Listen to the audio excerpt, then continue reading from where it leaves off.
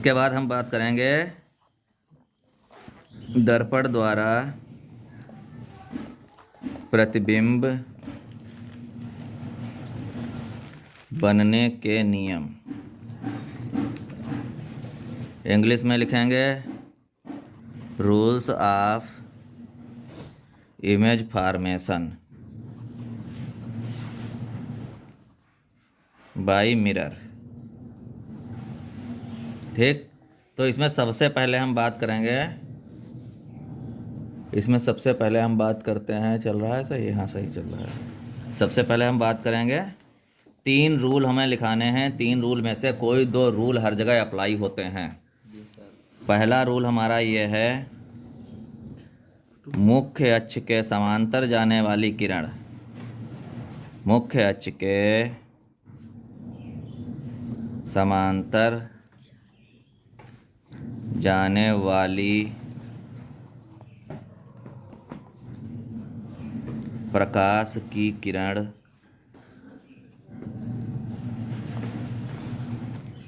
दर्पण द्वारा परावर्तन के पश्चात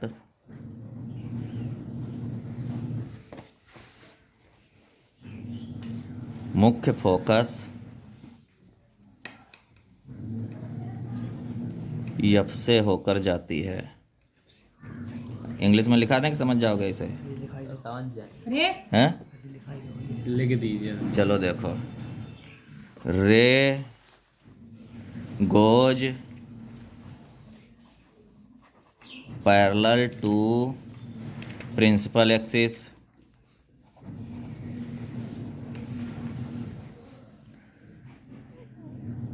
goes through main focus F after reflection। ठीक, इसको हम एक चित्र के माध्यम से ऐसे समझ लेते हैं। और यहाँ पर देख लेना, जाती है अथवा जाती हुई प्रतीत होती ही भी लिख लेंगे, अथवा जाती हुई प्रतीत होती है। ये हम लिख रहे हैं उत्तल लेंस के लिए, उत्तल दर्पण के लिए जाती हुई प्रतीत होती है। यहाँ पर लिखेंगे और seems to go from main focus, क्योंकि जो हमारा उत्तल दर्पण या कॉन्वेक्स लेंस मिरर होता है उसको पार कोई किरण नहीं कर सकती, क्योंकि उसकी दूसरी तरफ तो पेंट होता है, तो पार करके तो बाहर निकल नहीं जाएगी। तो इसको हम ऐसे लिखेंगे, देखो ये यहाँ पर हम पहले बना लेते हैं अपना अवतल दर्पण या कॉनकेव मिरर। कॉनकेव मिरर बन गया, ये इसकी प्रिंसिपल एक्सिस बन गई। अब यहाँ पर हम पॉइंट दे देते हैं, F principal focus, C centre of curvature.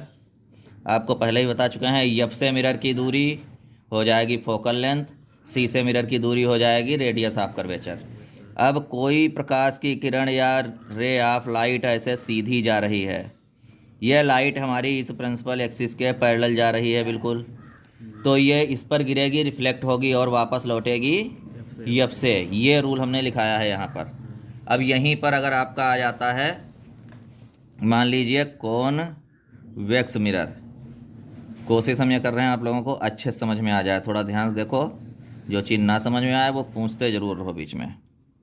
ये इसकी हमने प्रिंसिपल फोकस वो प्रिंसिपल एक्सिस बना दी। अब ये इधर को घूम रहा है, तो इसका सेंटर ऑफ कर्वेचर इधर होगा, सेंटर ऑफ कर्वेचर इधर होगा, मेन फोकस भी इधर होगा, दोनों चीज़ें इधर होंगी। अब यहाँ पर कोई रे हमारी आ रही है parallel to the principal axis, ये रे ऑफ लाइट आ रही है। अब रियलिटी में तो क्या होगा, ये वापस लौटेगी, क्योंकि इधर पेंट है दूसरी साइड में, तो पार जा नहीं सकती, तो ये वापस लौटेगी इधर को। तो यहाँ पर अगर हम इसको ऐसे बढ़ाएं तो ये एफ से कटेगी, तो ये हम जो बढ़ाते हैं ये लाइन हमारी एज्यूम्ड लाइन होती है, रियलिटी में नहीं होती है। तो यहाँ पर इसीलिए लिखा है seems to go from the main focus, या मुख्य फोकस से जाती हुई प्रतीत होती है। यहाँ से एक चीज़ और आपको समझ में आ रही होगी कि जो इधर बनेगी आके हमारी इमेज जितनी भी, वो सारी वर्चुअल होंगी या आभासी होंगी, वास्तविक इमेज नहीं होंगी। ठीक, तो ये पहला रूल समझ में आ गया है। इसके बाद दूसरा रूल इसका देख लो। दूसरा रूल इसका जस्ट अपोजिट हो जाएगा।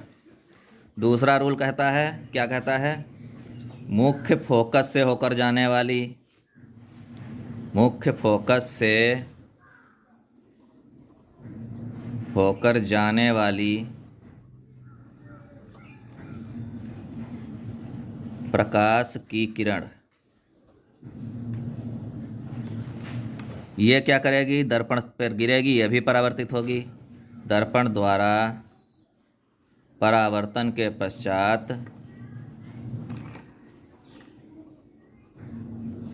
अब ये तिरछी गिरी है आके इधर से, जब तिरछी गिरी है आके ऐसे, तो यह क्या करेगी, परावर्तन के पश्चात मुख्य अक्ष के समांतर हो जाएगी, मुख्य अक्ष के समांतर हो जाती है। अब ये तो मुख्य फोकस से होकर जाएगी आपकी अवतल दर्पण में। अब अगर उत्तल दर्पण हो तो क्या हो गया, मुख्य अक्ष से होकर कोई दिक्कत नहीं, मुख्य अक्ष से जाती हुई लगने वाली। अगर उत्तल दर्पण हो जाएगा तो क्या लिखेंगे, मुख्य अक्ष से जाती हुई प्रतीत होने वाली। इसके ब्रैकेट में चाहे तो आप डाल सकते हैं उत्तल दर्पण में, ठीक। इंग्लिश में लिखेंगे लाइन, लाइन नहीं रे लिखेंगे, ray goes through the main focus, bracket में यहीं पे डाले ले रहे हैं, in concave mirror are seems to go from main focus, ये हो जाएगा इन कॉन्वेक्स मिरर। अब यहाँ पर लिख देंगे रिटर्न्स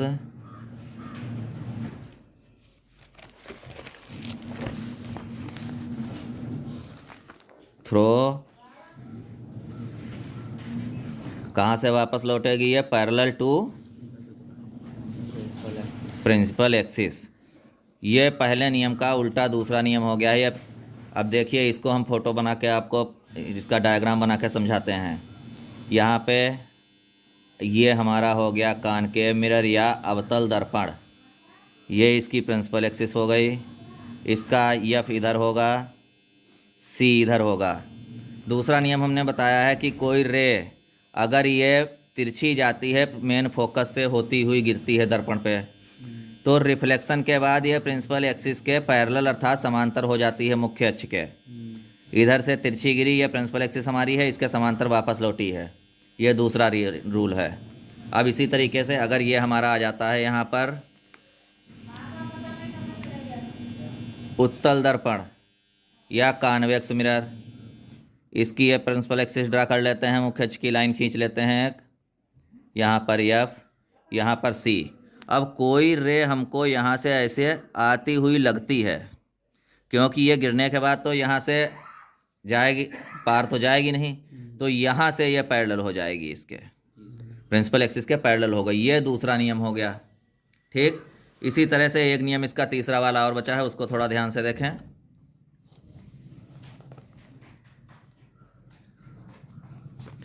अब तीसरा नियम एक है, तीसरा नियम यह कहता है, ये आ जाएगा वक्रता केंद्र से, वक्रता केंद्र से होकर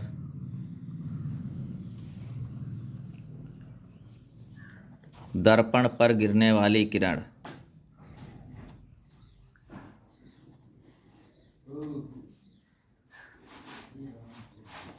दर्पण पर गिरने वाली किरण परावर्तन के पश्चात अपने ही पथ पर वापस लौट जाती है, दूसरी कहीं नहीं बनेगी, अपने पथ पर लौट जाती है।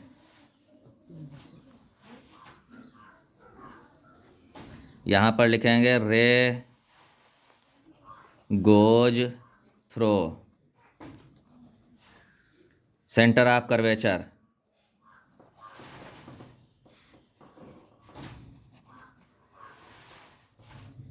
returns to its original path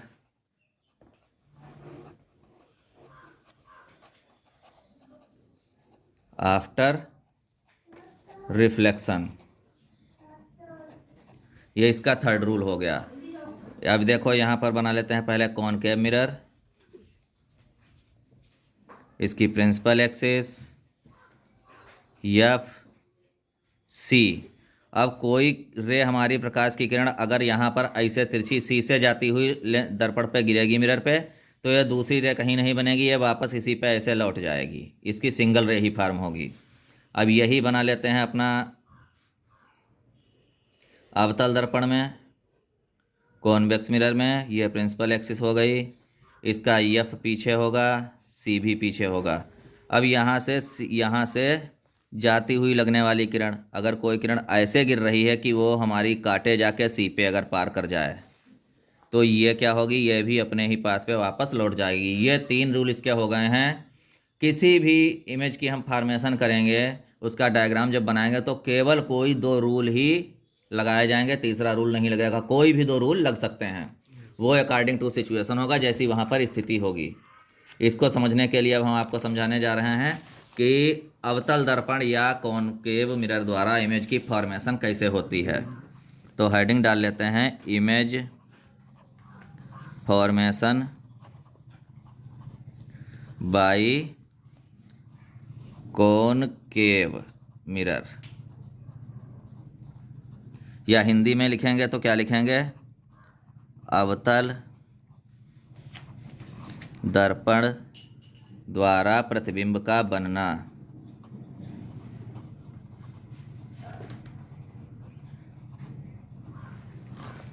यह बहुत ही इम्पॉर्टेंट चैप्टर है आप लोगों का। 12th में जाकर इसका पूरा एक बहुत बड़ा पार्ट ही अलग हो जाता है। किरण प्रकाश की रे ऑप्टिक्स पूरा अलग हो जाएगा। तो इसको ध्यान से पढ़ना जरूरी है अगर आपको आगे की क्लासेज में साइंस पढ़नी है। और क्वेश्चन पेपर में इसके न्यूमेरिकल बहुत ज़्यादा आते हैं। ठीक, इस चैप्टर से बहुत ज़्यादा न्यूमेरिकल आएंगे, रिफ्लेक्शन और रिफ्रैक्शन दोनों के, अर्थात परावर्तन अपवर्तन के सवाल बहुत ज़्यादा आएंगे। लेंस के होंगे उसमें और मिरर के होंगे। कम से कम 10 नंबर यह पाठ आपको दे के जाएगा, इतना ध्यान रखना। 10 नंबर पूरे। इस पाठ को आप सही समझ लें। अगर ये थ्योरी समझेंगे तभी सवाल समझ में आएंगे। ऊपर से इमेज फॉर्मेशन भी आ सकती है अवतल दर्पण द्वारा इस स्थिति में। अब यहाँ पर एक देख लो, पोजीशन कितनी हो सकती है, हम कितनी जगह पर वस्तु को रख सकते हैं दर्पण के सामने। तो यहाँ पर ये शार्ट में हम आपको समझा दे रहे हैं, उसके बाद इमेज फॉर्मेशन करवाते हैं। ये हमारा दर्पण हो गया, ये इसकी हमारी प्रिंसिपल एक्सिस हो गई, यहाँ पे एफ हो गया, यहाँ पे सी हो गया, और ये यहाँ पर इन्फिनिट हो गया, बहुत ज़्यादा दूरी, इसको इन्फिनिट मान लेते हैं। ठीक, तो पहले तो हम किसी ऑब्जेक्ट को इन्फिनिट पर रख सकते हैं बहुत दूर। अब बहुत दूर कैसे, जैसे सूरज चंद्रमा बहुत दूर हैं, इन्फिनिट पे मान लिए जाएंगे।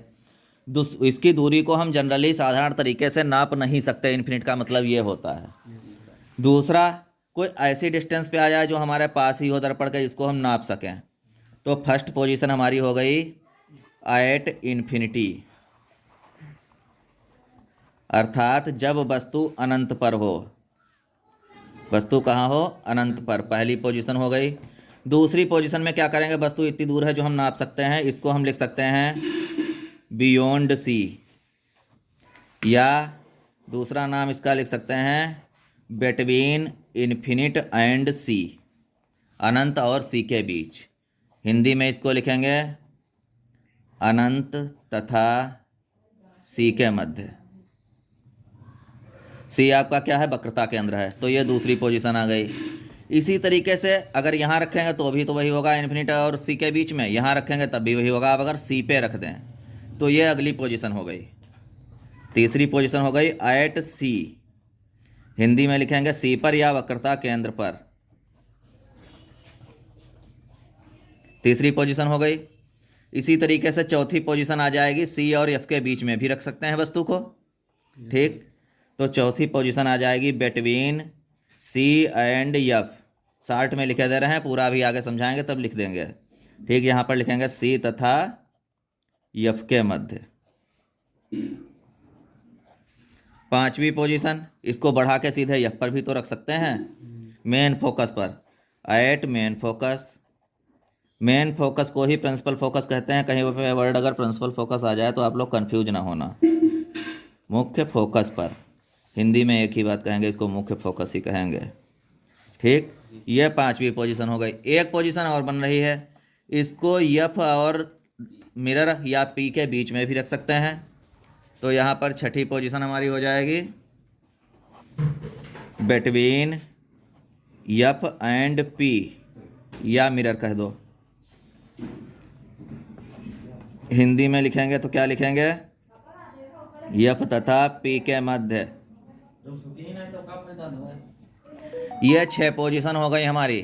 अवतल दर्पण में 6 स्थितियां होती हैं जहां पर वस्तु को रखा जा सकता है।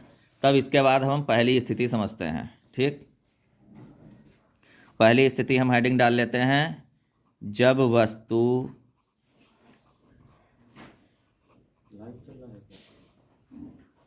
अनंत पर स्थित है। अब यह वस्तु अनंत पर है। When object is placed eight infinite या इन्फिनिटी। तो इसकी इमेज हम कैसे फॉर्म करेंगे, यहाँ पर बात हम कर रहे हैं कौन के मिरर की ही, तो कॉन्वेक्स तो अब भूल ही जाइए अभी, जब तक उसका नंबर नहीं आता है।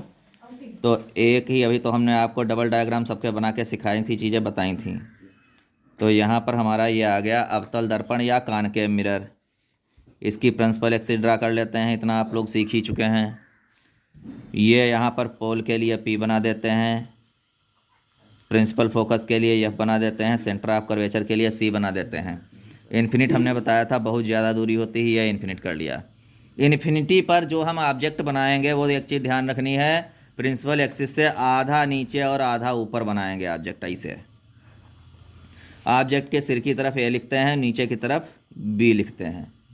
अब देखिए, ऑब्जेक्ट से पहली रे निकलेगी लाइट की, सीधी जाएगी। इसका फर्स्ट रूल हमने क्या लिखाया था कि कोई लाइन अगर प्रिंसिपल एक्सिस के पैरेलल जाती है तो रिफ्लेक्शन के बाद एफ से वापस लौटती है। ये हमारा पहला रूल हो गया।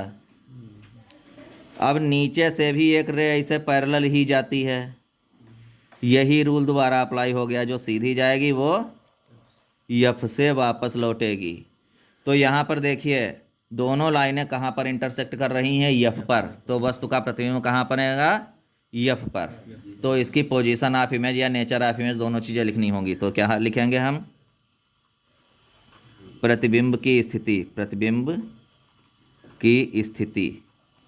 स्थिति को इंग्लिश में लिखेंगे पोजीशन, खाली पोजीशन लिखा रहे हैं, आप लोग समझ जाएंगे। पोजीशन ऑफ इमेज है इसका मतलब पूरा। प्रतिबिंब की स्थिति, प्रतिबिंब कहाँ पर बना है, मुख्य फोकस पर, मुख्य फोकस पर। इंग्लिश में लिखेंगे एट मेन फोकस। अब इसकी स्थिति के बाद आ गया नेचर या प्रकृति। हिंदी में प्रकृति, अंग्रेजी में नेचर। हिंदी मीडियम वाले इंग्लिश का भी यूज कर सकते हैं पेपर में, इसका कोई इशू नहीं है, लेकिन इंग्लिश मीडियम वाले हिंदी का यूज नहीं कर सकते हैं। हिंदी मीडियम वालों के लिए थोड़ा प्लस पॉइंट रहता है। तो नेचर, नेचर कैसा, आप देखिए यहाँ पर हमको कुछ लंबाई तो मिल नहीं रही है, ऑब्जेक्ट दिखाई पड़ नहीं रहा, तो इसको लिखेंगे हाईली डिमिनिश्ड, मतलब अति सूक्ष्म। हिंदी में लिखेंगे अत्यंत छोटा, पॉइंट साइज। ठीक, या बिंदु रूप, बिंदु रूप। इंग्लिश में लिखेंगे हाईली डिमिनिश्ड,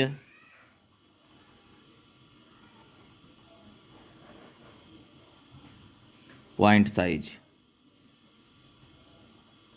ये इसका साइज हो गया। अब एक चीज़ आपको इसके सभी फिगर्स में याद रखनी है, जो इमेज हमारी इधर फार्म होती हैं मिरर की लेफ़्ट साइड में।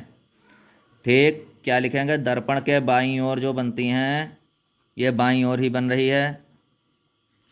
दर्पण के बाई ओर या left side of the mirror जो बनती हैं वो कैसी होती हैं? सारी हमारी होती हैं इन्वर्टेड, उल्टी। कैसी होती हैं? उल्टी। उल्टी को इंग्लिश में लिखेंगे इन्वर्टेड। और सारी रियल इमेज होती हैं वास्तविक होती हैं। कैसी होती हैं? वास्तविक या रियल। अब कुछ बच्चे इसमें कंफ्यूज होते हैं, ये रियल और इन्वर्टेड में डिफरेंस क्या है। अगर कोई ऐसी इमेज जिसको हम पर्दे पर दिखा सकें तो वो रियल कही जाती है। जैसे हम शीशे पर क्या करते हैं, खेल खेल में क्या करते हैं, सूरज देखते हैं, सूरज को दीवार पे या किसी अपने फ्रेंड की आंख पे डालते हैं, तो सूरज की फ़ोटो दीवार पर ले रहे हैं हम, इसका मतलब क्या है? रियल फ़ोटो है। और अपनी फ़ोटो अगर हम देखते हैं तो अपनी फ़ोटो को हम दीवार पर नहीं दिखा सकते, तो वो वर्चुअल इमेज है या आभासी प्रतिबिंब है।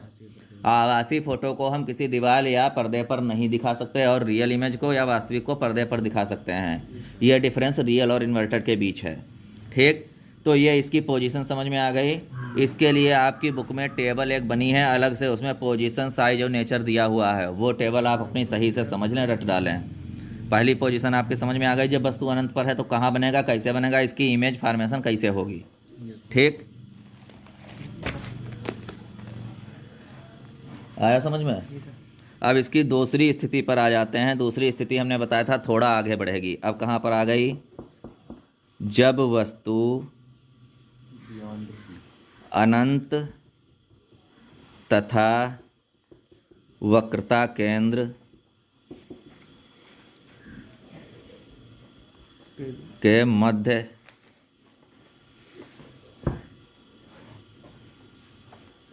स्थित है। इंग्लिश में लिखेंगे व्हेन ऑब्जेक्ट इज प्लेस्ड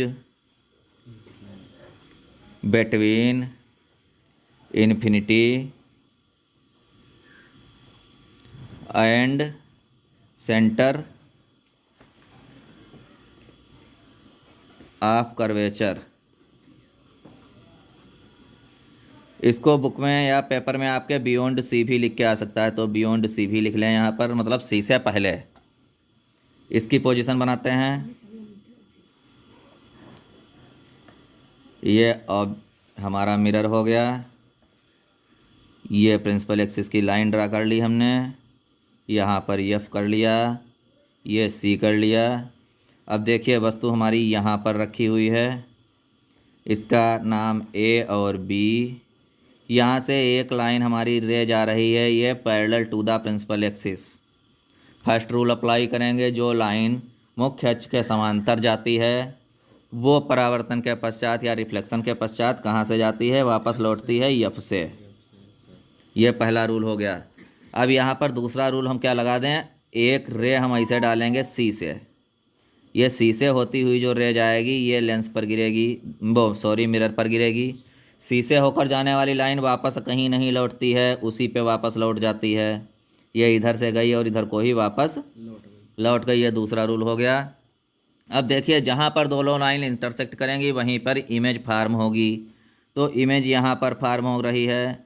इसमें आपको सीधे सीधे उल्टी दिखाई दे रही है, इसका नाम ए डैश बी डैश रख देते हैं इमेज का। तो यहाँ पर इमेज आपको दिखाई दे रही है, कैसी बन रही है? इन्वर्टेड बन रही है। तो इमेज कैसी बनेगी? यहाँ पर लिख देते हैं real inverted small than object, मतलब वस्तु से छोटी। और ये कैसी बनेगी? ये बियॉन्ड द मिरर तो होती है, तो यहाँ पर इसको हिंदी लिख लेते हैं। वास्तविक बनेगी, जो हमारी इमेज बनेगी वो वास्तविक होगी, उल्टी होगी, वस्तु से छोटी होगी। पहले वस्तु से बहुत छोटी कहते पॉइंट साइज थी, अब साइज कुछ बढ़ता जा रहा है। जितनी जितनी ये इधर बढ़ेगा ऑब्जेक्ट उतना उतना वस्तु का साइज बड़ा होता चला जाएगा। कैसी बनेगी? वस्तु से छोटा प्रतिबिंब बनेगा। ये इसकी पोजीशन आ गई। अब इसके बाद थर्ड पोजीशन पे चलते हैं। जब वस्तु वक्रता केंद्र पर स्थित है।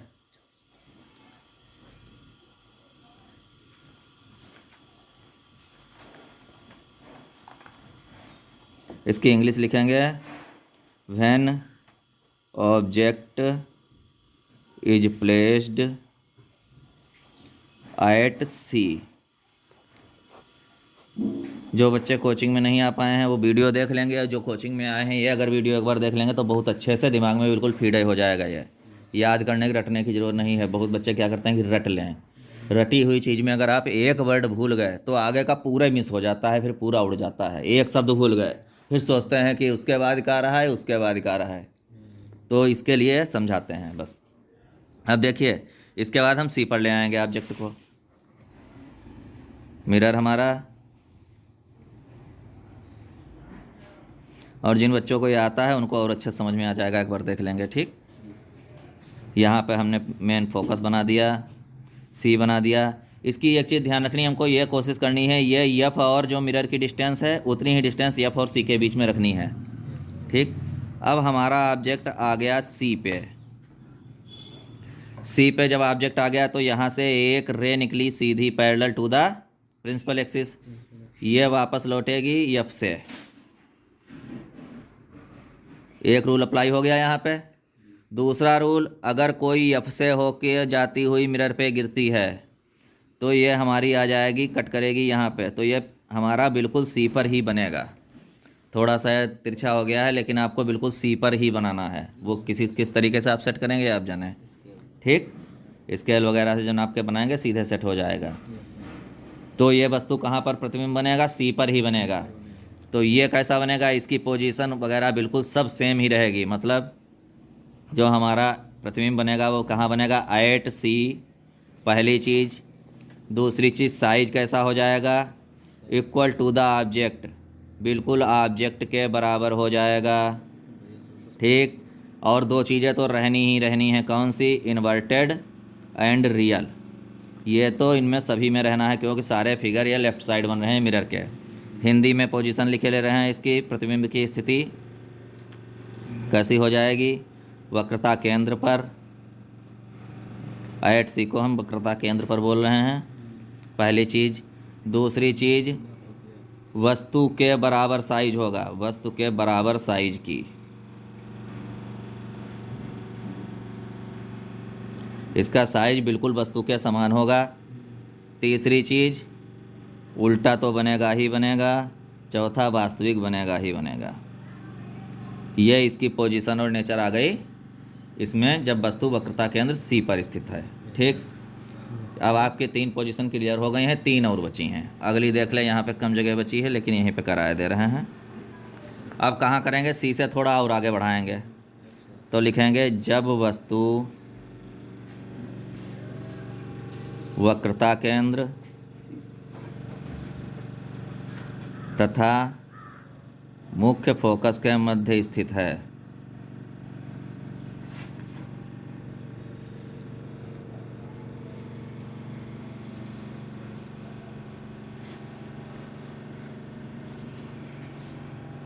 When object is placed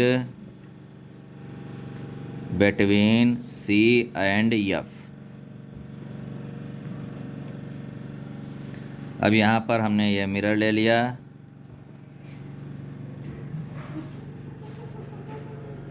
principal axis draw कर ली, एफ ले लिया, सी ले लिया। अब ऑब्जेक्ट हमने रख लिया एफ और सी के बीच, ए और बी ऑब्जेक्ट हो गया। पहली रे देखिए, यहाँ से सीधी जो जाती है वो वापस लौटेगी एफ से। एक रूल हो गया फर्स्ट वाला। दूसरा रूल, एफ से जो तिरछी जाएगी वो लौटेगी सीधी parallel to the principal axis लौटेगी। तो फोटो कहाँ बन रही है हमारी, सी और एफ के बीच, सी और इन्फिनिट के बीच, सॉरी। ठीक, और कैसा बन रहा है, इमेज जो बन रही है वो ऑब्जेक्ट से बड़ी बन रही है।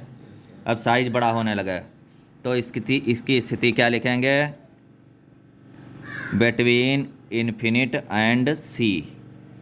ठीक, शॉर्ट में लिख दिया, इसको आप पूरा लिख सकते हैं हिंदी में ऐसे, infinite and centre of curvature लिख लेंगे। दूसरी क्या हो जाएगा, साइज कैसा हो जाएगा, साइज ग्रेटर देन ऑब्जेक्ट। ठीक, तीसरी चीज़ क्या हो जाएगी, बाकी दो चीज़ें वही हैं, इन्वर्टेड और रियल।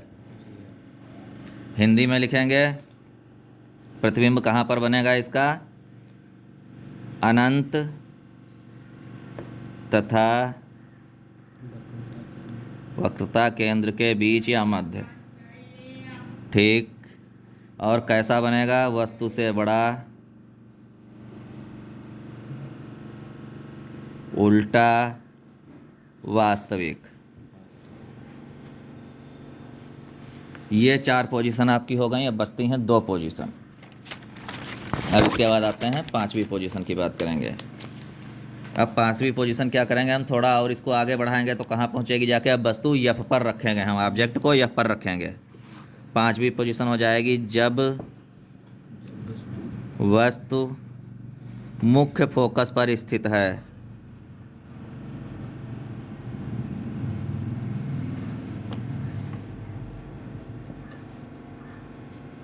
ये चीज़ें आप लोगों को थोड़ा देर से इसलिए समझ में आती हैं, इनसे रिलेटेड प्रैक्टिकल स्कूल में नहीं कराए जाते हैं। इसके प्रैक्टिकल अगर करा दिए जाएँ तो बहुत ही ईजी आपको लगेंगे, याद करने पढ़ने की ज़रूरत ही नहीं पड़ेगी। यहाँ पर लिखेंगे व्हेन ऑब्जेक्ट इज प्लेस्ड। हमारे यहाँ के जो ज़्यादातर स्कूल हैं किसी में 10th क्लास में प्रैक्टिकल साइंस के कराते नहीं हैं। At main focus. अब देखिए यहाँ पर बनाते हैं हम, ये हमारा मिरर हो गया। इसके बाद ये प्रिंसिपल फोकस खींच लेते हैं, यहाँ पर एफ ले लिया, उतनी ही दूरी पर सी ले लिया। अब ऑब्जेक्ट हमारा मेन फोकस पर हमने रख दिया है, ए और बी ए ऑब्जेक्ट का नाम है। तो यहाँ पर पहली रे जो हमारी निकलती है सीधी ये पैरेलल टू जा रही है, इसके पैरेलल जा रही प्रिंसिपल एक्सिस के, वापस कहाँ से लौटेगी, सी से। दूसरी रे हम सी से ऐसी निकालेंगे जो इसके इमेज के सिर से टच हो, और यहाँ की रे जाके मिरर पर देखो ये इमेज जो रे ऐसी गिरी है ये वापस कहाँ आएगी, वापस सी से ही आएगी, तो ऐसे बढ़ती चली जाएगी। तो यहाँ पर देखो ये दोनों जो रेज आपकी हैं ये पैरेलल ही जा रही, तो ये कभी नहीं मिलेंगी। ऐसी पोजीशन पे जो हमारा इमेज बनती है जाके वो इन्फिनिट पर बनती है। ठीक, ये चीज़ आपकी समझ में आ रही है।